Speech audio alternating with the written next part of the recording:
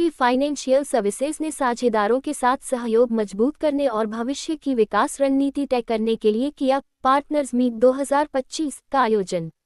दिल्ली, 6 सितंबर 2025। भारत की अग्रणी एनबीएफसी में से एक एचडीबी फाइनेंशियल सर्विसेज एचडीबीएफएस ने अपने साझेदारों के साथ मिलकर ग्राहकों तक अधिक किफायती उत्पाद पहुंचाने के उद्देश्य से पार्टनर्स मीट 2025 का आयोजन किया।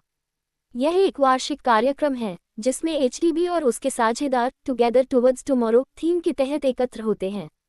इस अवसर पर उपभोक्ता टिकाऊ वस्तुओं, इलेक्ट्रॉनिक्स और रिटेल क्षेत्र से जुड़े अनेक साझेदार, प्रमुख ब्रांड और डीलर्स शामिल हुए। कार्यक्रम का उद्देश्य साझा उपलब्धियों का उत्सव मनाना, लंबे समय से चले आ रहे रिश्तों को और मजबूत करना तथा सामूहिक विकास की भविष्य की रूपरेखा पर चर्चा करना रहा। कार्यक्रम के दौरान साझेदारों ने उद्योग में उभरते रुझानों, बदलते उपभोक्ता वित्तपोषण परिदृश्य और डिजिटल प्रथम समाधानों की बढ़ती जरूरत पर सार्थक चर्चा की। साथ ही ग्राहकों तक किफायती विकल्प पहुंचाने में ओईएम और डीलर साझेदारों के उत्कृष्ट योगदान को भी सराहा गया।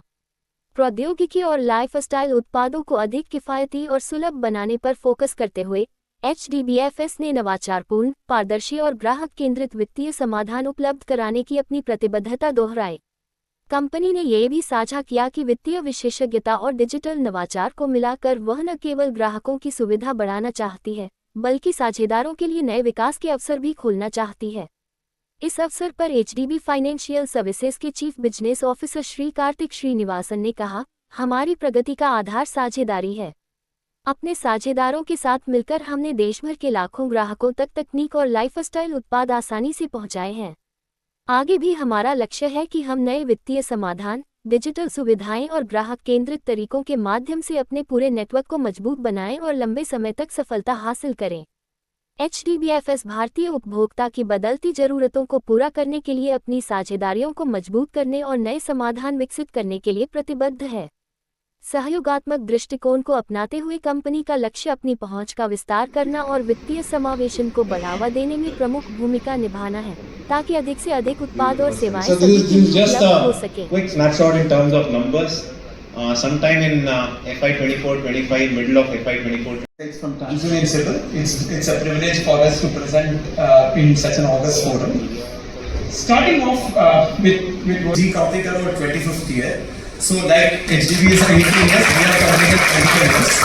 So thanks to all of you and all the trust which people in India put on us. Right now, one number which I want to share with you is, from a bureau perspective, we have 73 crore individuals who have a bureau footprint. So that is a number which you are looking at from a bureau, known to bureau perspective.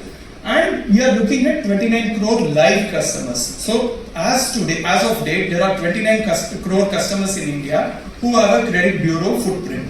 So again, a lot of these customers or what we... My name is Prajit.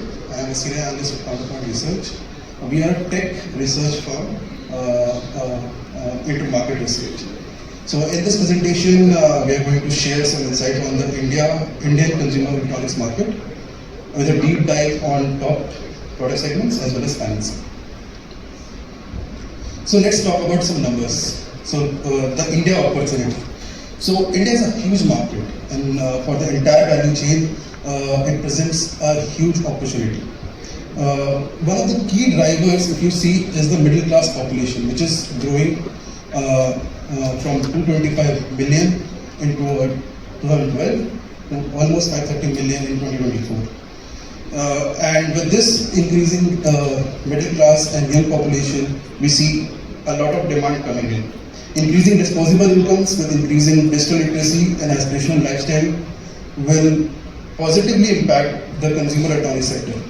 Over the last few years, we have seen the mobile phones driving the consumer electronics market. And with mobile connections crossing 1.1 billion, mobile phone users crossing 930 million,